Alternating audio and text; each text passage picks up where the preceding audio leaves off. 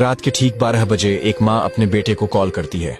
Phone की घंटी बजती है। बेटा कॉल उठाता है। उधर से माँ की मासूम सी आवाज आती है, जन्मदिन मुबारक हो बेटा। उसकी आवाज में खुशी थी, दिल में प्यार भरा था और आंखों में नमी थी, क्योंकि आज उसका लाल 25 साल का हो गया था। माँ पिछले 1 महीने से इस दिन का इंतजार कर रही थी। उसने अपने हाथों से केक बनाया था। बस एक छोटी सी ख्वाहिश थी कि अपने बेटे को सबसे पहले जन्मदिन की बधाई दे। पर बेटे को नींद खराब होने का गम था। वो झल्ला गया और गुस्से में बोला, माँ क्या इतनी सी बात के लिए कॉल किया, नींद खराब कर दी, ये सुबह भी कह सकती थी। इतना कहकर उसने फोन काट दिया। माँ खामोश हो गई, कुछ नहीं बोली, बस चुपचाप अपनी आंखें पोंछ ली। थोड़ी देर बाद बेटे के पास पापा का फोन आया। आवाज भारी थी, जैसे दिल में कुछ टूटा हो।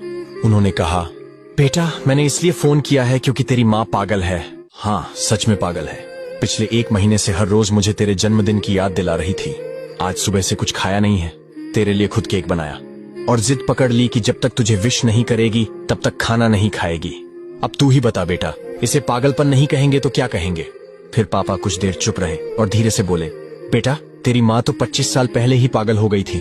जिस दिन तू पैदा हुआ था डॉक्टरों ने कहा या तो माँ को बचाया जा सकता है या बच्चे को। अरे तेरी माँ ने एक पल भी नहीं सोचा, बस कहा बच्चे को बचा लो, मुझे कुछ हो भी जाए तो चलेगा। उसने मुझे कस्में देकर उस फॉर्म पर साइन करवाए जिसमें लिखा था अगर माँ को कुछ होता है तो डॉक्टर जिम्मेदार नहीं होंगे। अब सोच बेटा, जो औरत तुझे देखे बिना तेरे लिए मरने को तैयार हो गई, क्या उसे हम पागल नहीं कहेंगे?